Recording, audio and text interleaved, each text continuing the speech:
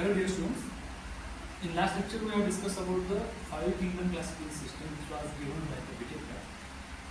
As the classification system and the discoveries are carried out, scientists found that some of the bacteria they are present in the environment, though they resemble like the bacteria. Apart from that, their cellular composition, or we can say cell wall, show different types of differences to that of the bacteria. So again, question is that how to place that organism into classification system. So here we have already discussed in previous lecture. So here the 3-domain classification system was again devised by the Charles Booth, you can say. So here the basic ancestor for the classification system that we have taken, that is eukaryote and bacteria. So most of the prokaryotic are placed into the bacterial domain, and most of the eukaryotic are placed into domain eukaryotes. Apart from that, the bacteria which are similar or resembling like the bacteria, apart from that it shows different differences with respect to that of bacteria. So again, 3-domain classification system was devised. So in 1970s, after the discovery of Archaebacteria, it is nothing but the type of bacteria we can say. So question arises, where to place that particular bacteria? Scientists suggested that these organisms represented a third type of cell. So that when we talk about the Archaebacteria, they are nothing but the organisms which are found in the extreme environment.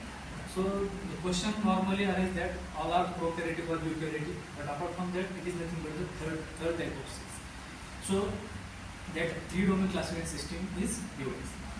They propose another scheme for the evolution of living things from a universal common ancestor. So that third type of cell, it is again, or they propose that it is nothing but originated from the common ancestor, which was already we have reported previously. They hypothesize that eukaryote give rise to the eukaryote directly rather than the prokaryotes.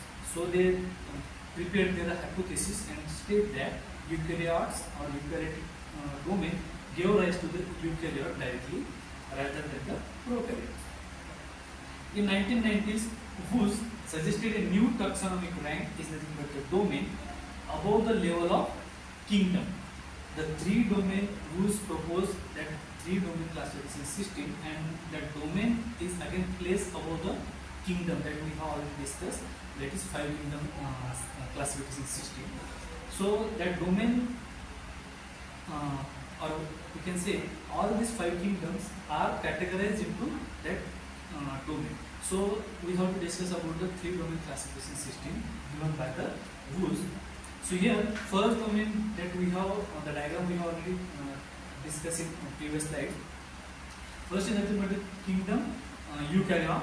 We can say it contains all eukaryotic organisms that are eukaryotic in nature, like animals, plantae, fungi, and protists. So these are nothing but the 4 kingdoms that we have already discussed in 5-kingdom classification system, and all included or they all contain eukaryotic organisms, and all these 4 kingdoms are included into kingdom eukaryotes, as the organisms which are categorized into that kingdom are nothing but the or cellular type, you can say they are nothing but the eukaryotic in nature.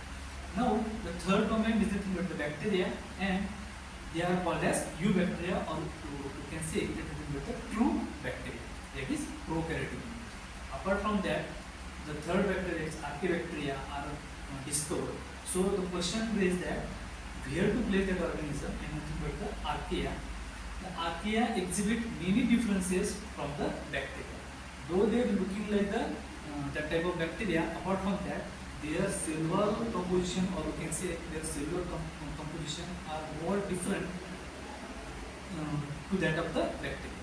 So again, the problem is where to place and what are the different differences between the bacteria, as they look like the bacteria, or we can say probacteria.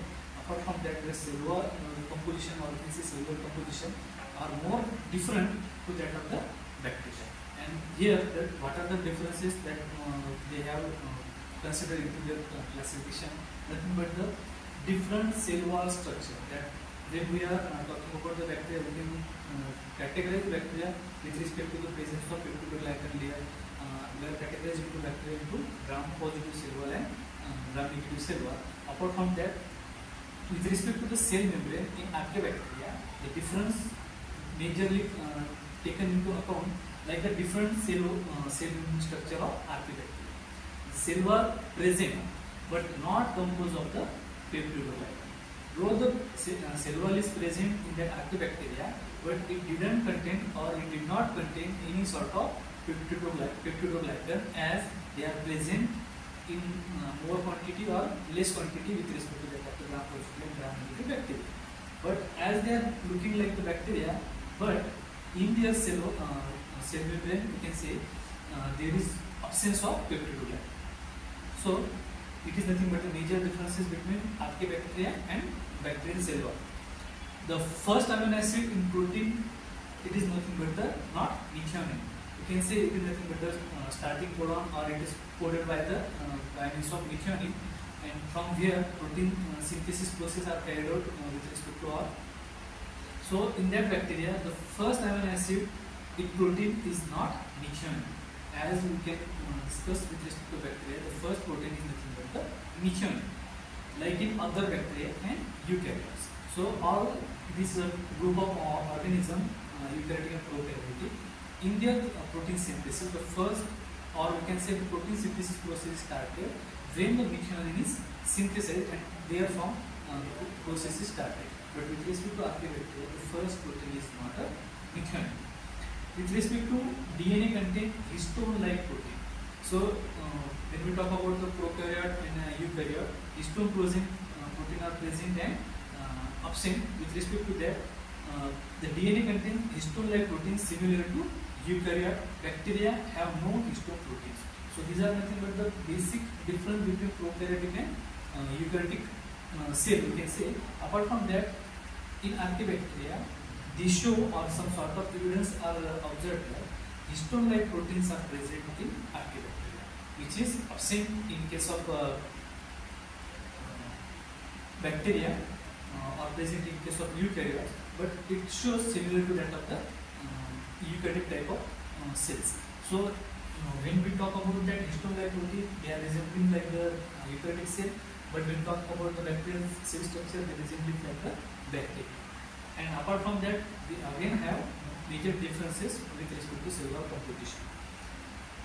Apart from that, their metabolism, when we discuss, they are normally present in the extreme environment. As we talk about the bacteria could not grow in extreme environment, or we can say some adaptation can found so that the bacteria can becomes capable to survive in particular extreme environment. But that archaebacteria are normally found in extreme environment. For example, extreme halophilic condition, extreme salt concentration we can observe here, that archaebacteria can be found in that extreme halophilic environment. Thermoacidophilic environment, that is temperature above 50 degrees Celsius, or we can say in case of hot spring, we can observe in the Kulu Manali, where that extreme environment, that archaebacteria can be survived.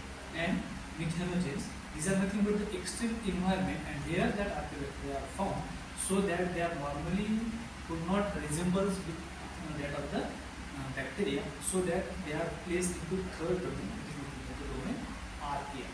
So they are normally present in the extreme environment, and these are the basic differences between bacteria, so that though they resemble like the bacteria, they are different types of cell, or you can say between the third type of cell wall, and that's why that 3-domain classification system is devised, and it is again we can see it is more correct with respect to the classification of the prokaryotic and eukaryotic type of organisms.